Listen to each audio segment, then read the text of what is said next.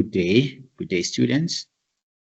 I would like to welcome you once again, and I just want us to um, conclude our um, Tuesday content because I can see that a number of you who were there on Tuesday are back again with us, so it would make sense when we connect. And those who are coming first time to join on this topic, one language, many varieties, it's fine. We'll try and fill um, the, the gaps as we proceed. Then I will, at a later stage, switch to a different topic, that being language and meaning, because actually we should be focusing on that, language and meaning. But I believe that there is something that needs to be done regarding one language, many varieties as we deal with academic literacy. We want to make sure that we actually close all gaps, possible gaps, by covering the content as extensively as we can so that students can explore these opportunities in their actual academic engagements or writing. So this is why I need us to go back a bit, about 6-7 slides that are left, and we sort of conclude one language, many varieties, and then switch to today's topic being language and meaning. Otherwise, it is not time wasted, because I believe that academic literacy encompasses some of the things that I am supposed to um, uh, do regarding the previous content which could not be concluded. And so language and meaning, of course, is what I had planned for today. But let's start there, language and one language, many varieties. And, you know, when you do academic literacy or writing, in other words, writing at university, we consider that English can be used differently depending on the context of use. We are aware of that, and we are also aware of our context. You know, we want to sort of think of our context as students as academic literacy context, you know.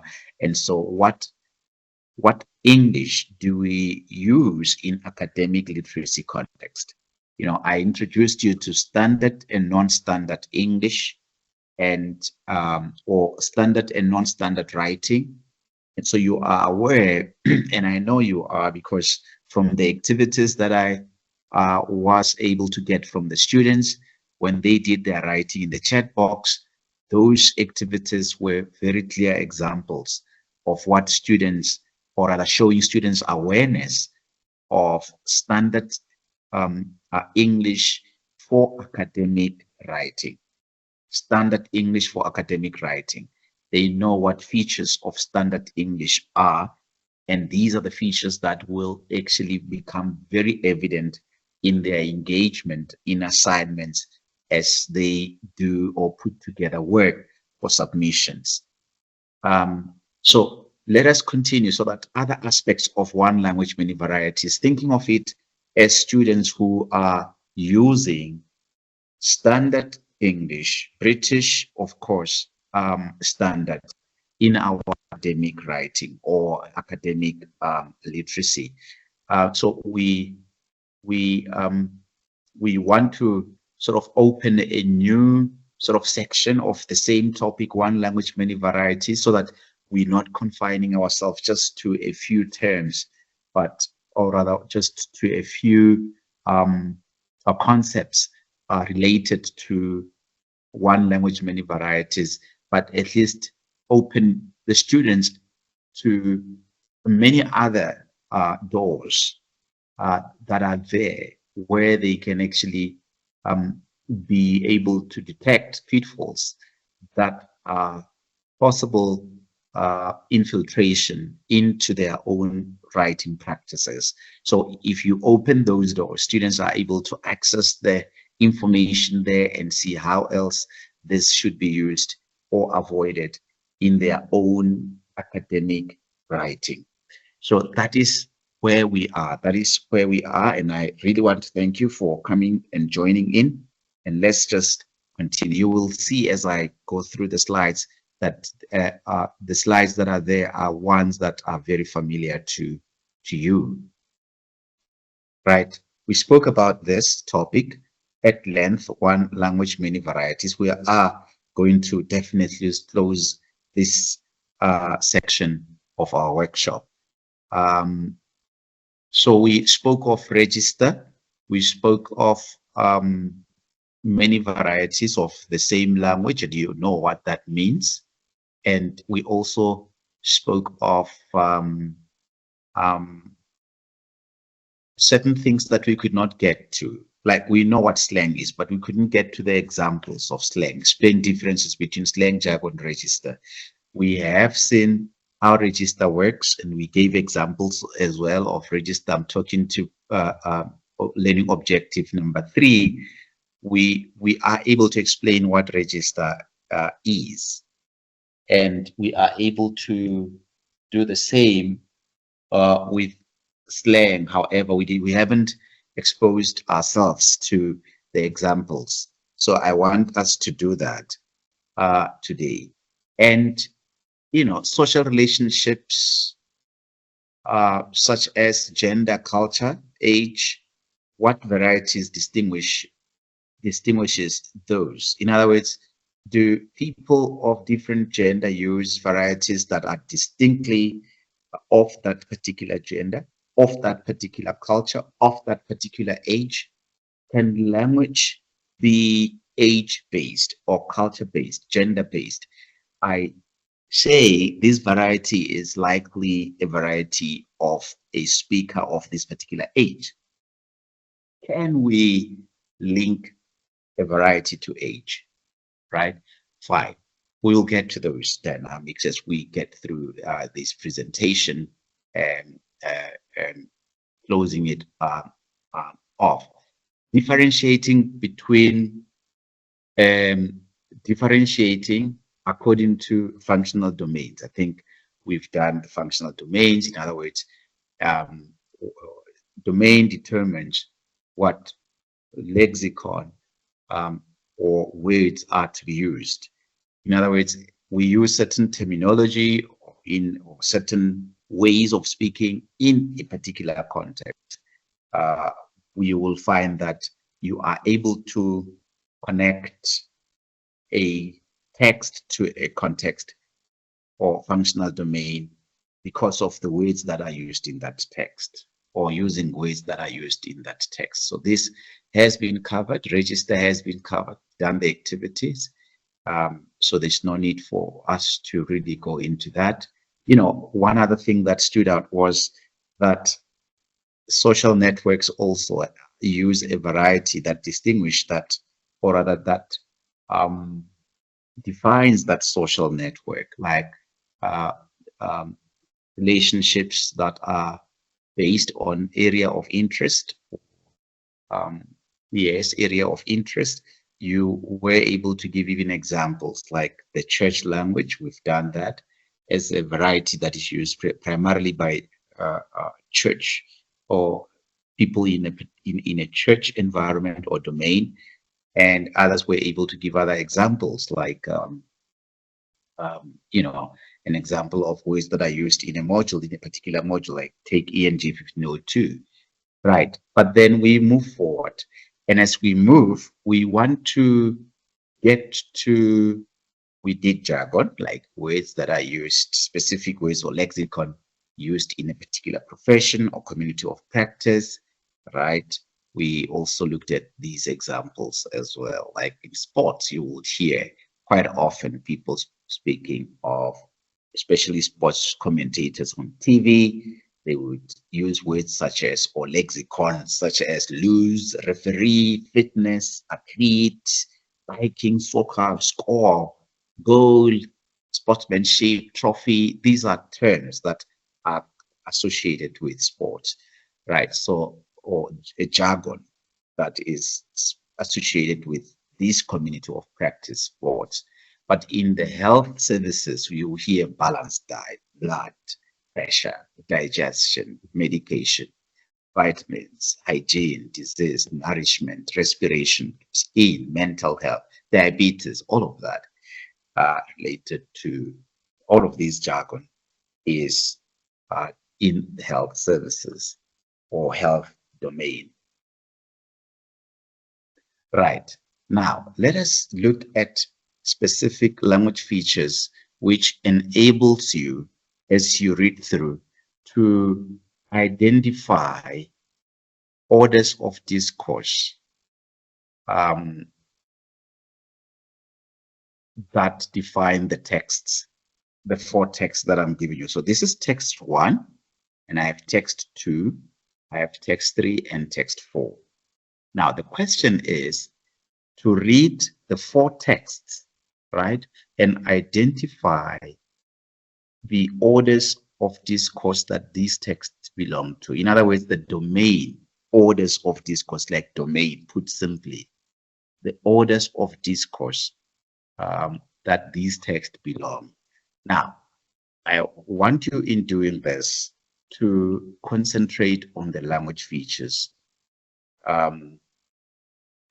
which enable you to identify the order of discourse that these texts belong to.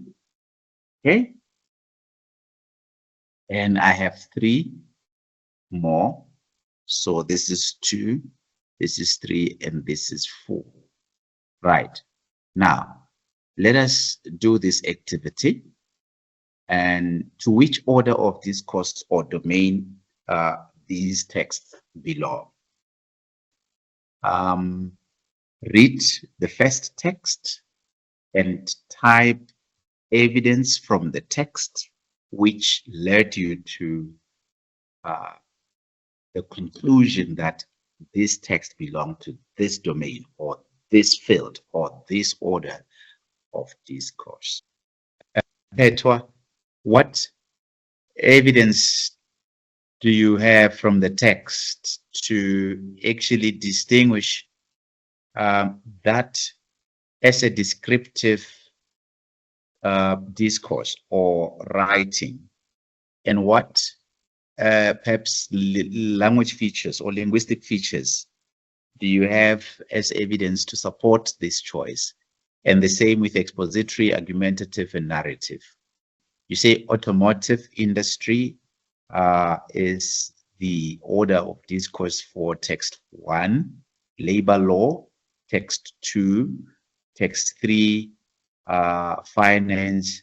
What evidence can you provide to support your stance, Mandy, from the text in terms of the linguistic or language features which helped you arrive at that conclusion? All right, let us look in the response by Mokhetwa Rabaji. Writes, text 1 is descriptive, by the way. That is the order that he has actually, or he has actually given order of discourse that he has given, that it is a descriptive text, just giving information. In other words, it is just revealing the facts, given facts about or describing facts. Let me just look at the text itself concerning the topic that the text is focusing on. In other words, it's just giving a description, objective description, no subjectivity in the sense of bias. It is reporting the facts as they are, or giving the facts as they are about low pollution exhaust gas and high power output per liter in terms of what Mokgethwa has given, that it's a description of the concentration of pollutants in exhaust gas, and also the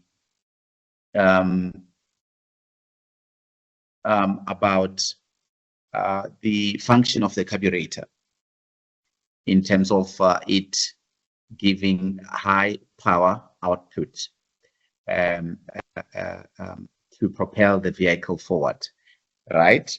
Just describing that.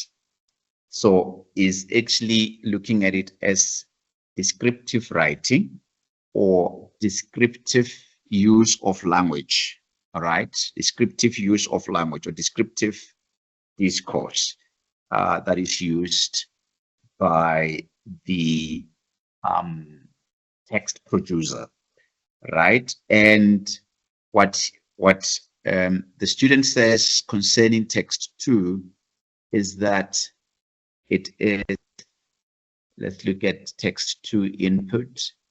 It says it is what? Expository. In other words, it looks at both sides. Text 2, let's look at text 2, looking at both sides of the topic in order to enable the reader to have comprehensive, informed knowledge about the subject. That is what Mokgethwa says about text 2, that it is an expository text. And we know that expository writing, basically it is a form of writing which sort of intends at giving the reader a balanced view about something, you know. It's a discussion where a discussion focuses on the multiple facets that the topic intends to cover or covers. For instance, if we are discussing on the elections of May 29, 2024, we are in our discussion expository discourse, we are going to look at the many dimensions of that election so that the listener or audience gets a broad perspective, balanced perspective on the May 29 elections. That is expository discourse or expository writing. Now, that is the input of unpacking the input that is given by Rabaji Mokgethwa. And then text 3, what the input says concerning text 3 is that it is argumentative. Now, when you do argumentative discourse, you look at one side of the story and want to persuade the reader or the audience to believe, to be persuaded to believe that side of the story that you are supporting. That is argumentative discourse. And when we look at text, when we look at text 3 itself, it says that the economy growth prospect took a knock yesterday. Print in the third quarter showed that the expected bumper sales in the festive season may not be able to back the downward trend. Data from statistics showed, right, that in the perspective that the student gives, this should then be working out to be an argumentative kind of response or an argumentative form of discourse, an argumentative writing. right? Then we go to the fourth one, being narrative. Okay, and let's look at the narration in text 4. It says the high proportion of in and outpatient costs as a result of infections suggests that the treatment of infection is critical in secondary level, and tuberculosis, meningitis, bacterial pneumonia treatment infection, the mean CD count for outpatients was higher than for inpatients.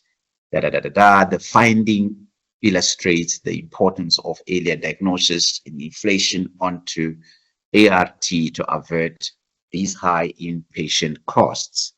This is what we have as perhaps an understanding of the orders of discourse put forward by and I really appreciate what the student is, the student's rather contribution to the discussion. Very, very important to have that kind of contribution. And in further elaboration, text 4, it employs, I'm reading what has written. It says, text 4 employs verbs of speech motion to tell readers about the topic. Right. Right. Whilst in text 3, the features evidence which supports the main point of the argument. And of course, in text 3, as we have seen, it is basically about economic growth prospects. There is actually given in the text itself. Right. So that's the input we have from student Mokhetwa, and I appreciate that input. Let's move to the next one before we get into the all right. Yes, thank you very much. I see that there is a more inputs that the students are giving. Right, there is Mandy. There is Mandy. Mandy writes text 1, automotive industry, and let's look at the important language choices that really helps us get to where Mandy says we are.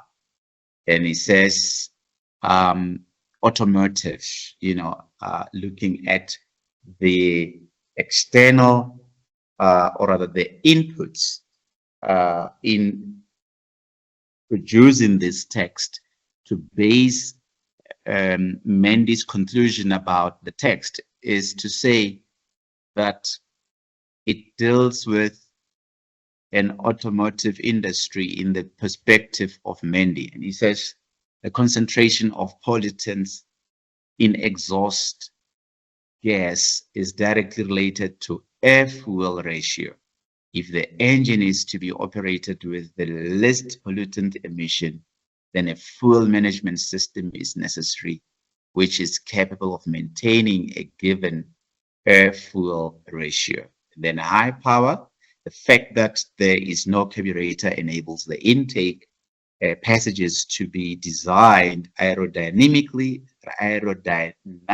rather, in order to achieve optimum air distribution. Of course, this is engine works. And of course, that is what Mandy says in terms of automotive industry, how vehicle is engine-wise, and what what are the components which perform certain functions. And that is why she arrives at the conclusion that this text is actually in the field, or the discourse of the text is more in the field or domain of automotive industry, vehicle engine industry, or car industry. More so in the mechanical field of the automotive industry, the mechanical field of the automotive industry. That is Mandy. And text 2, labor law. Let's look at that as we engage. Text 2, Mandy says, is labor law. Let's look at it. It says the 2005 amended code of sexual harassment refers to unwelcome conduct of a sexual nature that violates. So it's a legal document that speaks to laws related to or relating to labor practices or conduct of employees at the workplace. So it's a legal document, labor law. It deals with labor, how labor relations issues, how the employees relate one with the other, and thus it comes down to what Mandy refers to as the domain of labor law, right? Or based on the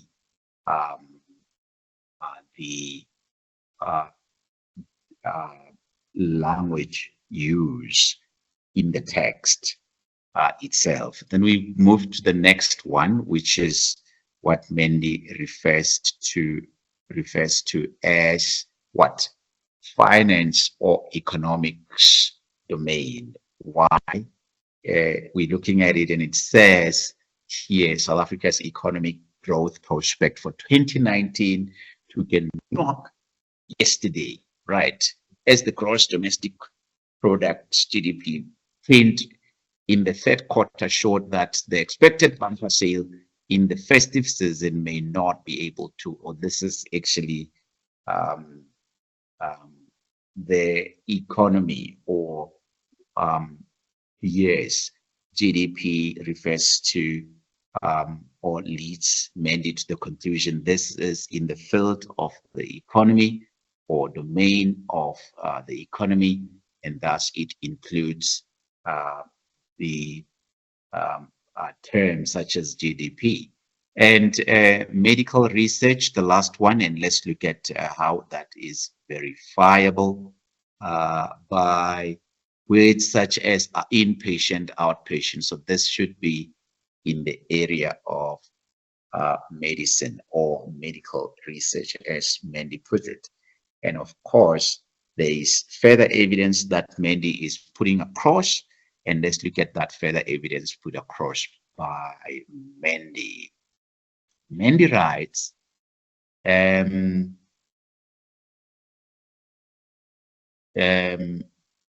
now confused, but here goes nothing. Text 1, technical terms used related to cars, gas, etc. Ecosystem. 2, as in text 1, the language used is found in the field of law and constitution. Yes, GDP was given away or gives away, the word is GDP was a giveaway good, word almost you always used in the markets when markets are being discussed. Yes, language and terms used, always terms used by doctors and other medical professionals. Right. Yes, I would like to say that indeed what we see in terms of the descriptions that the students given or the inputs that the students are giving, I had thought that Mokgethwa would actually look at it from the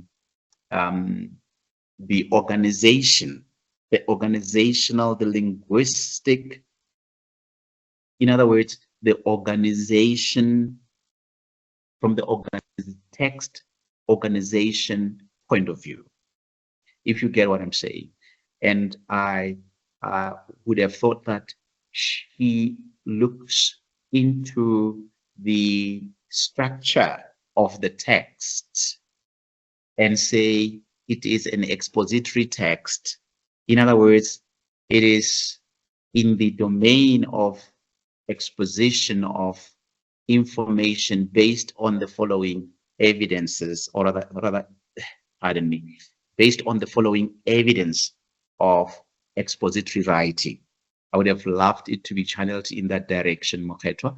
And with argumentative as well, there is an argument, as she says, raised, although the other side of the argument is not raised in that text. However, the argument, rather the point being made there is an argumentative writing, in the sense that it uses a language that argues for the idea that the writer puts forward in the text, although the other side, which the writer perhaps is arguing against, is not brought forcefully forward. And in that sense, structurally, the text fits the it fits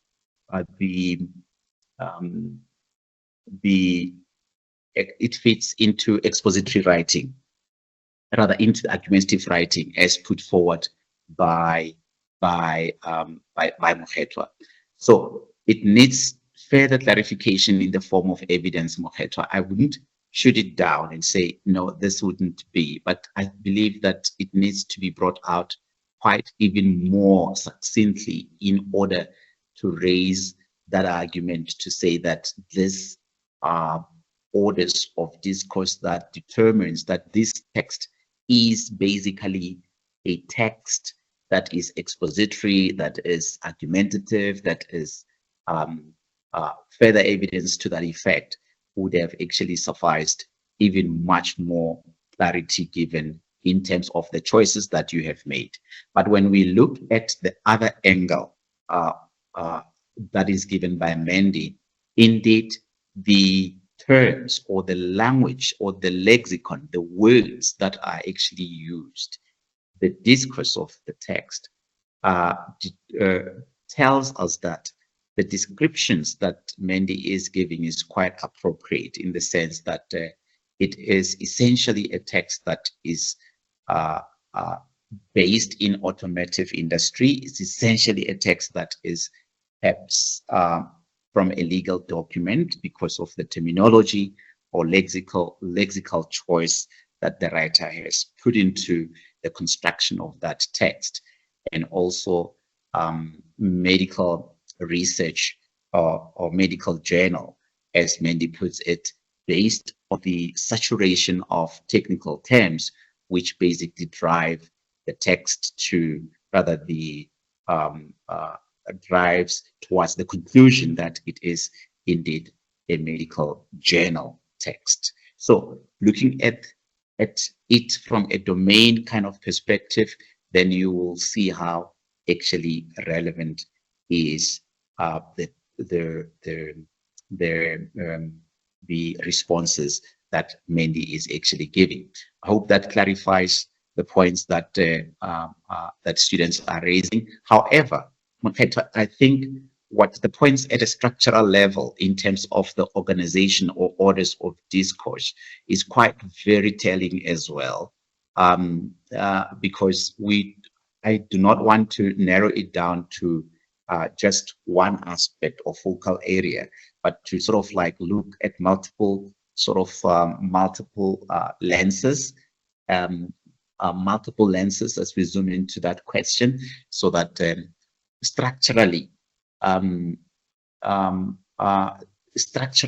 how do you organize an expository text? How do you organize a narrative text? How do you organize an argumentative text? This is how you would actually organize it. But look at what Mandy perspective says. It says, based on the technical terminology, therefore it is in the domain of this. It belongs in this domain because of the technical terms and it is quite acceptable as well. And but looking at the structural output that you are bringing forth in terms of how the text is ordered, is also a very interesting perspective of sort of classification of these texts as you actually examining the structures of the text. In fact, you're looking at it away from the lexical composition or the terminology that is used to compose the text. You're looking at the structure of the text, how the text is actually structured to arrive at what you would term a type of text that you have actually put as expository, argumentative, and narrative, descriptive as you do it. However, from Mendy's perspective, which is what the technical terms are actually doing, or the lexical choices that the writer has put is actually doing, tell us that indeed it is a text that that belongs in the domain that she has actually indicated. Right. So I hope it sort of clarifies what I am, without actually knocking down the structure that is actually put forward by Rabaji, but not neglecting the lexical composition or the technical terms or the jargon or the or the word choice made in each of the text in determining, arriving at the conclusion that Mendy has arrived at. Yeah, I suppose. Right, crystal clear. So we move then to the next focus point. What is the next slide? What does it say? And it says this. Okay, we've done that. It says this: gender. Do we have this gender-based talk? How do ladies speak? How do gentlemen speak? Can we say that men rarely say, "Please open the window"? Do men speak like that? Please open the window. But here we have this, that varieties can be gender exclusive, right? In some cultures, there is that idea, especially in some cultures, that women talk compared to men talk differ. That in most societies, a woman or a man may not normally use certain varieties in communication. So if I am a man and I'm saying, "Please open the window," that is a lady talk, soft talk. I should say, "Open the window," and leave out "please." Would you please? It's more, women talk more of a request, whilst men talk more of a command. The tone used by men, predominantly commanding tone in some societies. In fact, it says in most societies, there's that idea that there is some form of a commanding tone when a man speaks. But with women, it's more of a pleading, requesting kind of a tone when they speak. Would you say this is particularly evident in most societies? In fact, there we go with, we have a few examples that are given. There where it says a woman or man may not normally be allowed to speak a variety of the other gender, right? How are boys and girls socialized in terms of talk? Are varieties gender exclusive? You know, would you please open the window? And the man would usually say, or normally say, "Boy, it's stuffy in here. Why you do not open the window?" Instead of, "Would you please open the window?" which is more sort of a request associated with a woman talk. And "Would you mind opening the window?" But men would say, "Hell, why are the windows not open?" Women talk is nicer, friendlier. the tone is pleading. Whilst with men is commanding, dictating, it's more like, do it. And I think when you say open the window, your voice is raised. It's not a tone that you would actually use when you are relaxed. It's like you're commanding and you raise the voice in order to sort of like get the point across. Just talk.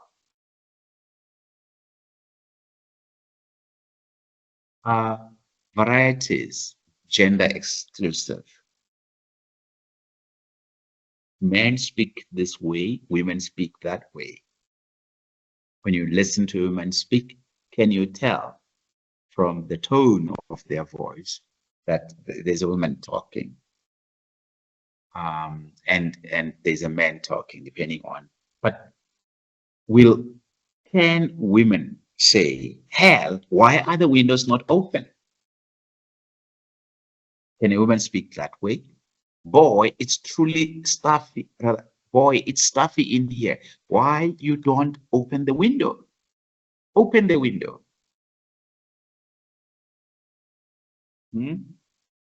Let's discuss.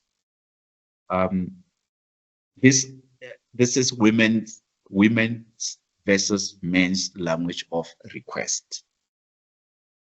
What do you say? Do we have a variety for women and a variety for men? Like varieties are gender exclusive. I'm excluded from the women language of request, and women are excluded from the men's language of request.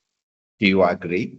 Let's get some input from the students here regarding this matter. Yes, students, let me open the platform for some inputs. Do you agree with varieties that are gender based? Varieties that are gender based. Now, here we have varieties that are predominantly used by women, and other examples, especially when making a request, used by men, when men usually are more commanding, whilst women are, when they make their request, they use a language that is indeed intended to come across as a request, not as a command. Okay, would you say this is in most societies, this is the case? Would you say this is the case in most societies? Let's hear from the students. We have a variety. In other words, when we use the English language to speak, to write, to especially speaking, is there a variety that is associated with women and one associated with men, as given in the example shown on the slide? Let us look at the next slide. Okay, it's totally different from what we have. It's a variety that is used in certain social groups, like swearing and cursing is a variety that is used by groups such as gangsters and others who will look into that. Euphemism, slang, jargon, argot, we'll look at those other interesting varieties of language. But let's just get to what the students have written. Okay, so there's a contribution here. Okay, Pumzile says, I agree, we differ. You know, women speak certain way compared to men. Okay, thank you for that, Pumzile. You agree that in most societies, indeed, there's varieties that are gender exclusive. Okay, and so you would actually, from that example on requests, making a request, agree that that's how women would usually speak, and that would also be how men speak. But then Mendy says, in most culture, it is a yes. So there is an agreement. It is the case. But looking at society now with the emergence of Gen Z or Gen Zs, the skills are somewhat even, but culturally, they do not speak the same way. Men are more direct, demanding, whereas women are always humble and their choice of, in their choice of words. Okay, thank you very much. Thank you very much, Mandy, for that as well. And Mkhetho says, I only agree to an extent, given the rise in popularity of gender-based stereotypes being subverted. There are outliers. I myself have been raised to use manners when making requests. Okay. All right. That is how you see it. You agree to a certain extent, not fully, because this, in your view, it is stereotyping women to be more um, uh, uh, humble in their language choice, not commanding, not demanding in their language choice. So it stereotypes women to be like soft in the way that um, in the tone of voice that they use. But it may not always be the case. It depends, because the example we are given in Ketwa is the example of making a request. In many instances, I should think that men could also. I see your perspective to say it stereotypes women to be in a certain way in their use of speech. And but is this true about what is prevalent out in society in terms of varieties that women use, rather in terms of varieties that uh, men and women use? It is indeed evident in most societies where we would find that the voice of authority indeed would usually be in the home, the voice of the father, right? Where when they speak, the children tend to move quickly to get to do what they are being asked to do, And also mothers would say, I'm going to tell your father, because the father would come with that voice, and the child will then fear just the voice of the father commanding them to do certain things. So varieties being gender based, it's a very interesting perspective analysis, which is quite relevant. But of course, you say to an extent. But I think, as Mandy puts it, it is in most cultures very, very evident. And so I wouldn't discard it, but it is really, really there. If you look at the home scenario, it's really to a home environment, you will actually begin to realize those roles are there of father and mother, and the mother speak compared to a father speak. They're usually not the same. And I think it is culturally more inclining men to speak with that voice of authority in bringing up the kids at home to get the kids to move or do certain things. And then, when the kids go out of hand or get out of hand, rather, they tend to be representing, in most cases, or being a reflection of the father, and that how, because the authority there is largely not that the voice of the mother is not heard. It is indeed very much important in that space. It has so much difference to make in that space. But then the reflection would be on the father ultimately out there in the street to say, um,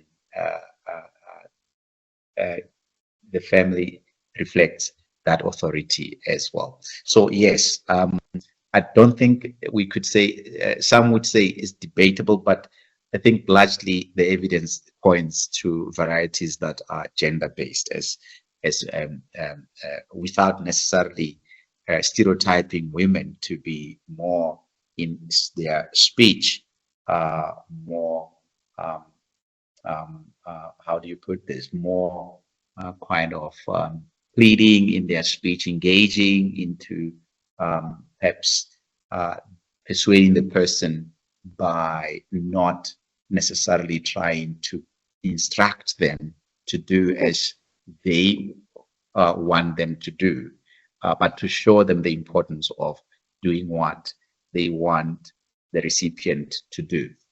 Whilst men, they will become much more forceful, uh, commanding in tone in getting certain things done. So thanks there for the discussion. Right, we move to other interesting varieties of language. Let's start with swearing and cursing is another variety. A variety that is very, very interesting, swearing and cursing. Where is this used largely? It is used in certain communities of practice. Which communities are these? For instance, gangsters. Gangsters, they would actually use these varieties where they would actually express their aggression by using uh, words that are swearing words, using swearing words, right? And I'm trying to read with you, of course, point number 2. Common forms consist of single words or short phrases. These varieties are an outlet of frustration or a release of nervous energy after a sudden shock. So we have that. But then which group, which social group usually uses this variety? Cursing words that are cursing and swearing words in conversations, be it within the group, maybe even outside that group. Gangsters are known to use excessive swearing in communication. Why? They express their aggression without resorting to open violence, and it becomes their linguistic trait or a characteristic. They get so used to it that it doesn't leave their tongue.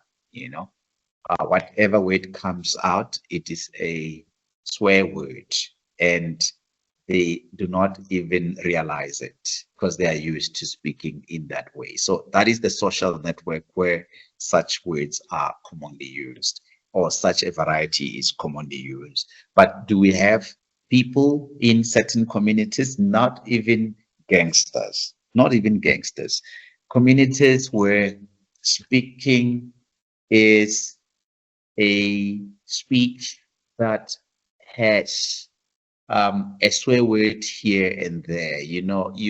They don't end a sort of conversation without saying a swear word. And I don't want to mention swear word. People who swear when they speak, and not that they are fighting with anyone or they are angry at something. It's they use the F word so um, easily, and maybe even when they are laughing at something with somebody, they just throw it in, and it's right there on uh, the tip of their tongue. And how then do you um, uh, sort of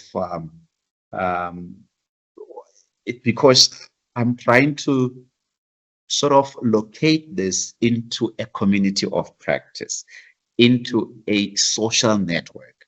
But now I'm seeing it outside social networks, outside gangsters, where everyday communication, some people, they would throw in swear words, and they do it involuntarily, and I want us to sort of talk on this uh, because it's not a social network issue here. Could it be exposure, in fact, to language used in media, that then we then endorse that language, and we sort of now, it becomes our everyday speak, and then we start using that the swear language as not even to express as an outlet of frustration or release nervous energy, but because we were socialized in that way. You know, the language around us has been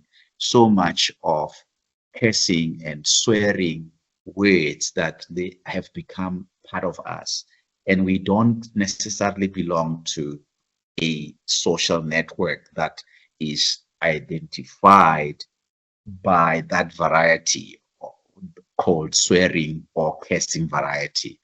It's not that we are outside that network. However, as people outside that network, we are also using these swear words. Do we have that kind of variety used by people outside social networks? And what could have had a bearing on such people that makes them to be people who would use that variety quite often without even being aware that they are? I think you know what I am talking about, where people just throw in these kind of words in the conversations. Um, they just come as out as they speak, and they are not even aware. But then you get the point. Type in something if you share my sentiments. Right, we have euphemism. Here is where you express an unpleasant, uncomfortable thing in a more sensitive, kind manner. All right. You want to say they have passed away. It's unpleasant to say he has died, but we commonly say die to refer to someone who is no more. And we could use pass away as an example of euphemism. But there are many other such examples of euphemism where we are also politically correct in our writing or conversation. Now, how does this all build into academic writing? You know, if my knowledge of euphemism, my knowledge of variety, such as one that uses swear or cursing words, how does that sort of enter into me being an academic who writes, or rather a student writing at a university?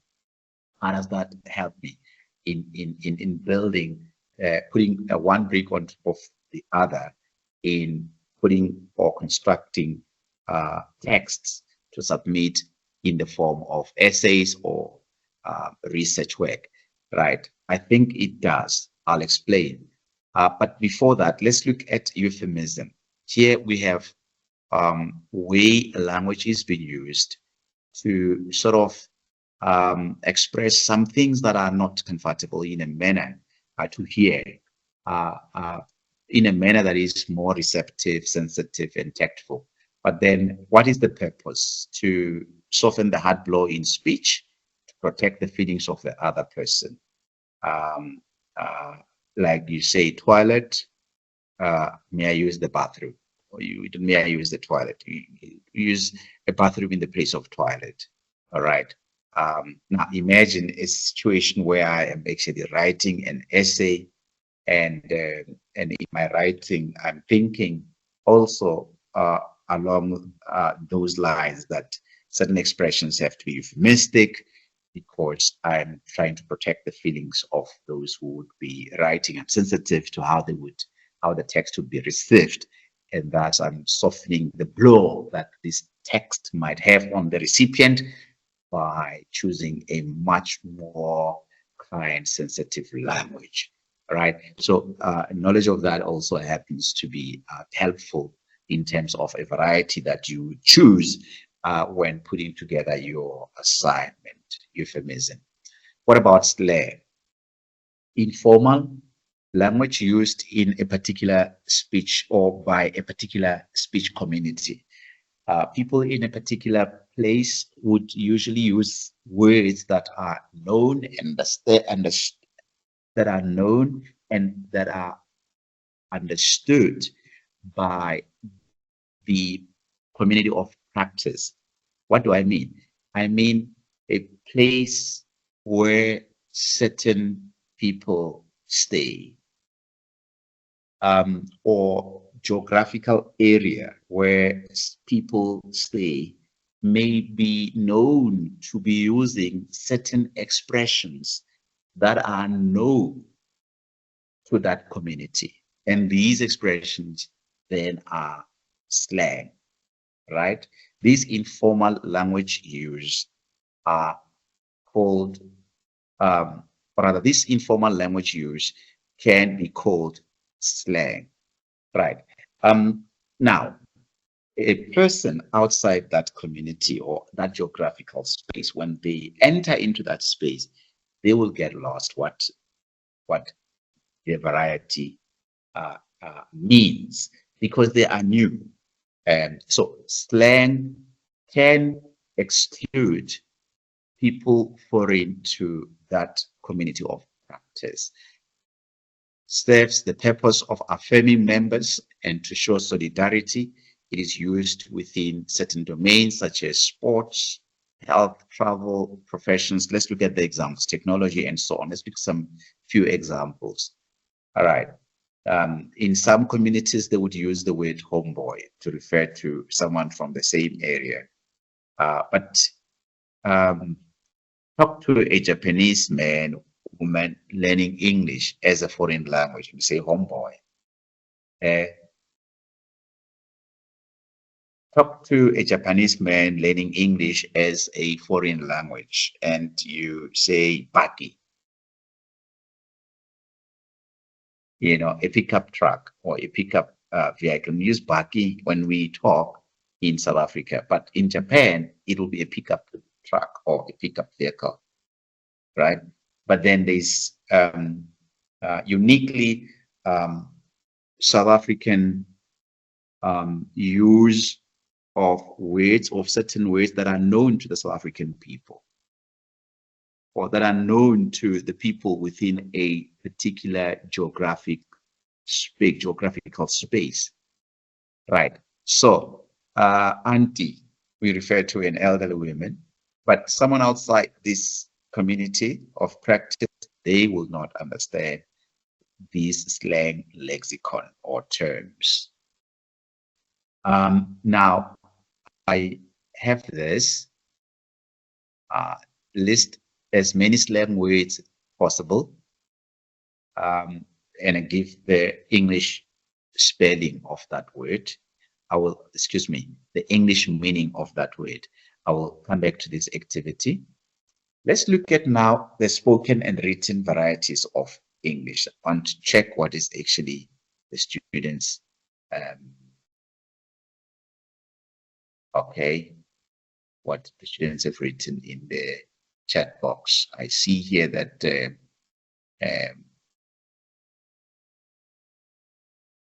Noma Kosazana writes, my Sotho speaking friend always uses swear word and says in Sotho, there is no swearing. Yes, I agree with you there. Not necessarily that the Sotho speaking people all use swear words, but you would find certain individuals across different cultures using swear words when they speak. Now, it's a variety that they're using, and but it is not within a community of practice. It's not within a certain social network that we could say defines that community. Like as I gave you the example of swear language used in groups that identify themselves as gangsters, you know, and it's known to them, you know, and to sort of portray themselves as portray that character of you know, danger, not far from danger, you know, if you are closer to that community, and that aggressive behavior, which actually give the sense of danger. And is this what they want to that they want to portray in communities? Yes, I think that it works in their favor. They want to be feared. and they want to be seen as fierce without necessarily using violence, the actual act of violence, physical violence. But then you are right that, but you'd find isolated cases outside communities where individuals are also using varieties such as those individually in their languages, and they would not actually recognize that as swearing. Mandy says, I think it is more a question of exposure or choosing to conform to certain things. The entertainment industry is a big influence when it comes to type of language people use. Someone who likes dirty versions, rap and hip hop, is more likely to repeat the curse words they use in their communication. I agree, of course, with what you are sharing here, Mandy. Thanks for that. But then let's look at spoken and written varieties of English. Is there a difference? Yes. When you read a written text which is transcribed from a speech, you will definitely tell that it is a spoken text, but it was just transcribed and put down on paper as a speech. But let's look at spoken English. It differs from the written English, you will agree, because spoken English is more interactive than the written English, rather, or the written language. It contains contractions, like you can see, the features of spoken language. It contains contractions, incomplete sentences, tech questions, non-fluency features like will occur as speakers hesitate or struggle to find the right word. This is spoken language, spoken English. There's repetition to fill gaps in the flow of speech. This is spoken. Well, we know how a spoken text would look like compared to a written text, or rather a text that uses a written language. They will be very, very different. Formal speeches, news reports, and academic writing, by contrast, are characterized by using what? Full sentences, right? When you do your assignments, you use full sentences because it's a written language. Full sentences, there is absence of slang. They use standard English vocabulary, right? No slang. It contains more words that are long and polysyllabic.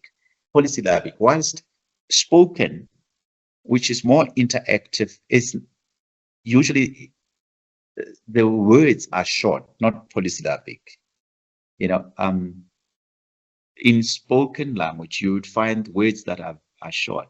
Take, put, run, come. But in written language, words tend to be longer or polysyllabic. In other words, having more than 3 syllables, 3 or more syllables.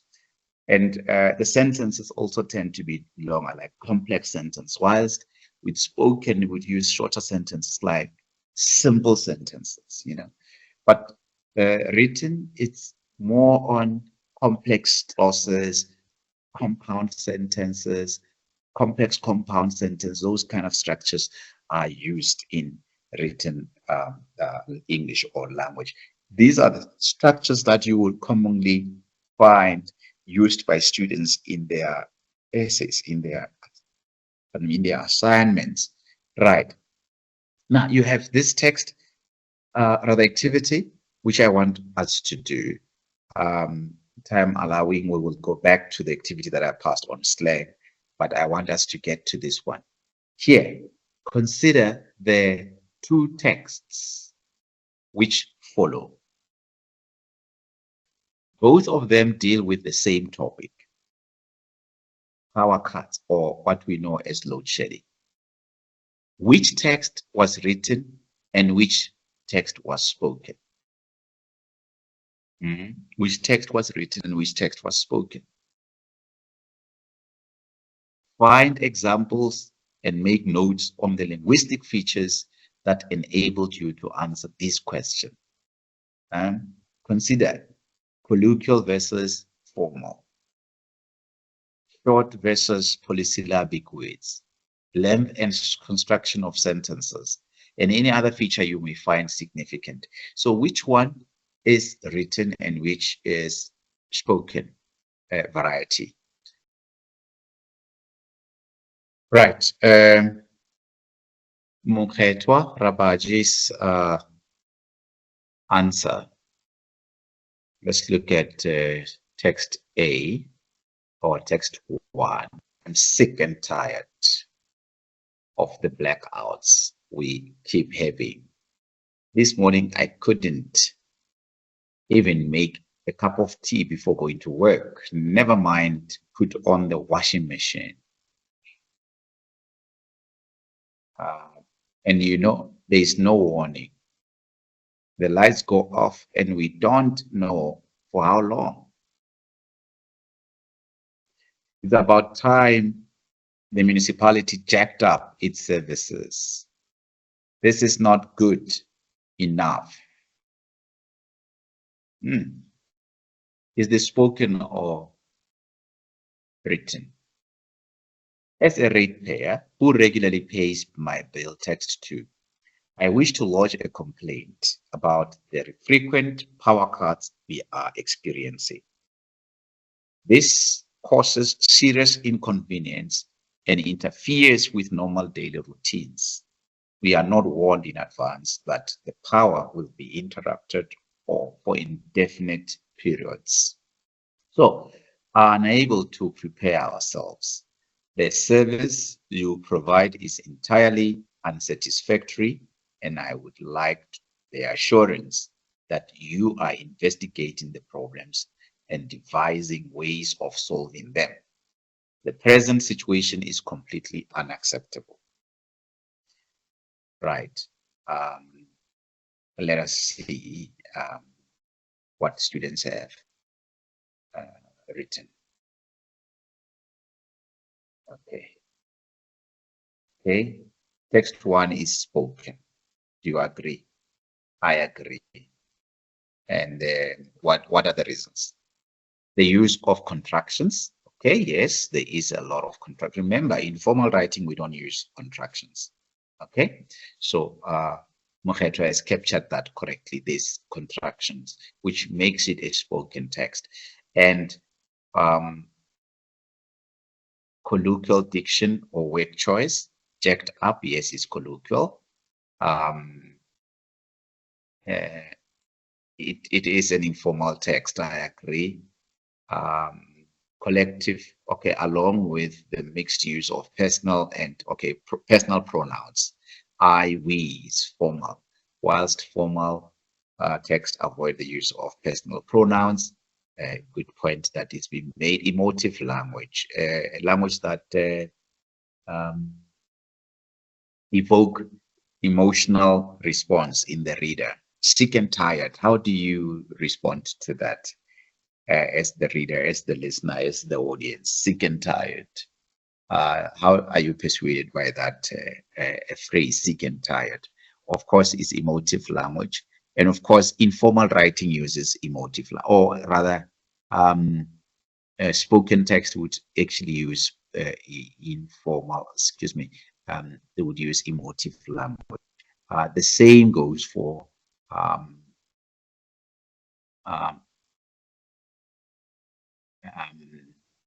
texts that you would write, which are not intended for academic writing. They would use emotive language. But once you write a research report, there you can't use emotive language. In other words, try to persuade the reader to feel a certain way about what you are writing. No, you don't. The facts that are the findings that you make, the research strength itself will persuade the reader, right? So thanks for that. It is a spoken text, but I also want us to look at text 1 in terms of the syllables. We said that spoken language uses monosyllabic or bisyllabic words. In other words, words that are short that use two or less syllables. If you look at words that are used here, sick, it's one syllable. Tired, one syllable. Blackouts, two syllables. We, one syllable. Keep, one syllable. Having, two syllables. This, one syllable. Morning, two syllables. Even, two syllables. Make, one syllable. Cup, one syllable. Tea, one syllable. Before, two syllables. Going, one syllable. Work, one syllable. Never, two syllables. Mind, one syllable. Washing, two syllables. So it uses bisyllabic and monosyllabic words. That's a spoken text. What about the written text? Does it use only or largely bi and monosyllabic words? No. You look at this word, rate, fair, is polysyllabic, you know, regularly, polysyllabic, right? Complaint, polysyllabic, right? Frequent, polysyllabic. Experiencing, polysyllabic. Inconvenience, polysyllabic. Interferes, polysyllabics are used in this. Interrupted, polysyllabic. Indefinite, polysyllabic. Unsatisfactory, polysyllabic. So that also shows you that the composition in terms of the word choice in the two texts differ in terms of the number of syllables that are used in each word. Whilst we find in spoken text mono and bisyllabic words, we do find polysyllabics in written text. That's one other example. I think one that Mokhetwa perhaps hasn't included in text one analysis. Let's look at the other text two from Mokhetwa's point of view. Text two is written text, yes. The formal diction is seen in words such as inconvenience, unacceptable, to convey speaker's anger in a civilized manner. Okay, after providing the reasons behind the complaint, the speaker invites the target audience to respond by using I would like, which is formal, right? So you add to that the what? The syllables, poly, mono, bi, syllabic words. There are shorter words that are used in, whilst there are longer words that are used in the written language. So thank you for that description. So contractions, chatty, tone, interactive, informal language, slang, jacked up, yes. Overall use of language is colloquial, sounds like someone complaining to their friend about load shedding. When language is formal, standard English uses longer sentences and complex words. There's no use of slang. How writes is spoken, it does not have full sentences, correct. Contractions are used, correct. Written is formal, full sentences, correct. Thank you very much. Also on the words, short words, long words. Short, spoken, long, written. Fine. So what else should we say? We should say, as we conclude, that different varieties of English and how they are used depending on context or domain in which communication occurs. We've touched on that in our workshop. Examples of lexicon or words or terminology used in different professions. We spoke of jargon or communities of practice. We spoke about jargon.